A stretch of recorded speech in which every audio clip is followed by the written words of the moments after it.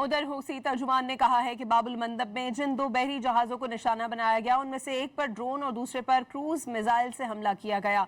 Houthi तर्जुमान ने कहा कि सऊदी अरब ने अगर बहरी नाकाबंदी खत्म न की तो मजीद खतरनाक हमले किए जाएंगे। नाकाबंदी के बदले नाकाबंदी का उसूल बरकरार रखा जाएगा और सऊदी अरब को इसके नताइज भुगतना पड़ेंगे। हूसी ज़राए का कहना है कि आरामको की तेल तनसीबात अगला हदफ हो सकती हैं। उधर हूसी तर्जुमान ने कहा है कि बाबुल मंदब में जिन 2 बहरी जहाज़ों को निशाना बनाया गया उनमें से एक पर ड्रोन और दूसरे पर क्रूज मिसाइल से हमला किया गया।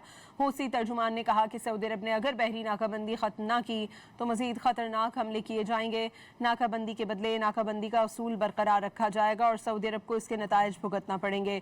हूसी ज़राए का कहना है कि आरामको की तेल तनसीबात अगला हदफ हो सकती हैं।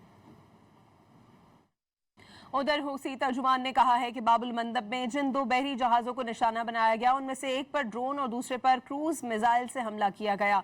हूसी तर्जुमान ने कहा कि सऊदी अरब ने अगर बहरी नाकाबंदी खत्म न की तो मजीद खतरनाक हमले किए जाएंगे। नाकाबंदी के बदले नाकाबंदी का उसूल बरकरार रखा जाएगा और सऊदी अरब को इसके नताइज भुगतना पड़ेंगे। हूसी ज़राए का कहना है कि आरामको की तेल तनसीबात अगला हदफ हो सकती हैं।